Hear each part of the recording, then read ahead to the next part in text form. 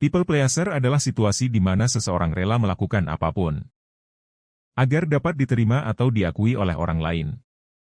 Sementara tujuannya sendiri bermacam-macam, salah satunya agar seseorang terhindar dari segala konflik dalam hidupnya. Nah, tapi bukan sekadar masalah kebaikannya, ternyata sikap kayak gini gak baik untuk produktivitas lo. Kenapa? Bayangin aja kalau setiap waktu lo susah banget untuk nolak permintaan teman lo. Maka yang ada malah bisa menjadi domino efek buat lo sendiri. Misalnya prioritas rencana lo malah jadi keteteran. Sampai akhirnya ngebuat lo punya pola produktivitas yang gak sehat atau abai dengan diri sendiri. Kenapa kita bisa jadi seorang yang gak enakan?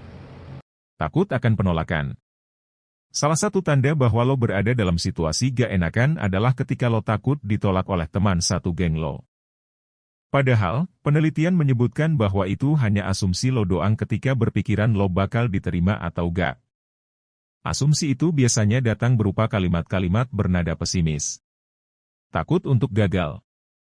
Well, siapa sih yang gak pernah ngalamin kegagalan? Semua orang tentu ada saatnya gagal. Takut gagal itu hal yang wajar, tapi berbeda ketika lo punya sifat gak enakan. Biasanya sifat seperti ini akan membuat lo cemas karena takut akan mengecewakan orang lain di sekitar lo. Mungkin ini biasa dirasakan kalau lo adalah seseorang yang perfeksionis. Jadi dalam kasus ini, lo ingin untuk bisa sempurna di hadapan orang lain yang seharusnya lo gak harus cemasin dari awal. Maka dari itu, jangan sampai lo bergantung dengan ekspektasi orang lain. Gimana cara menghilangkan sifat gak enakan?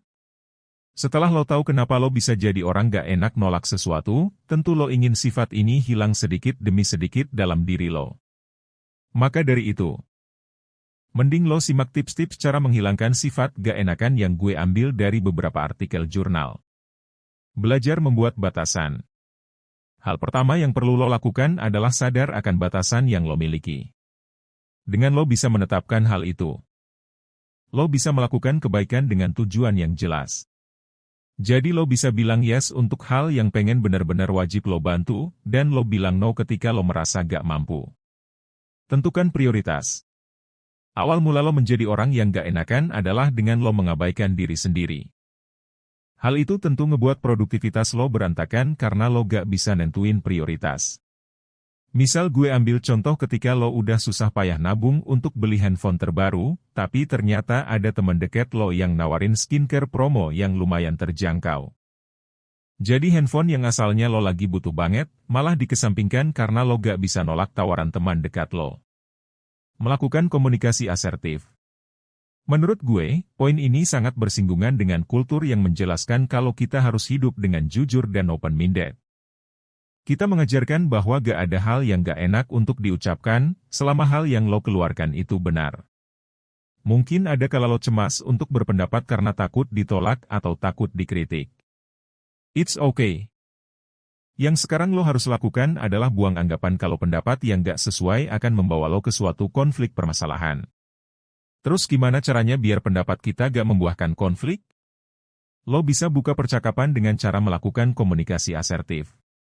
Dengan cara ini, lo harus bisa untuk mengkomunikasikan apa yang diinginkan, dirasakan, dan dipikirkan lo dengan tetap menjaga hak teman atau atasan.